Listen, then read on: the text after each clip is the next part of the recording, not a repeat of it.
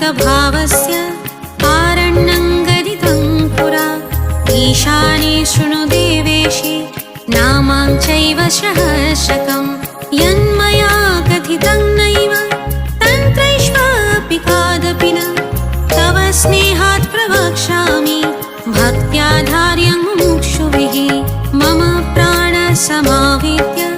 भाव्यतमेव अहर्निशं शृणुष्व गिरिजे नित्यं पठस्व च यथामति यस्य प्रसदत् कृष्णात् गोलकेश पराप्रभुः यस्य नाम सहस्राय ऋषिनारद एव च देवी राधा परा प्रोक्ता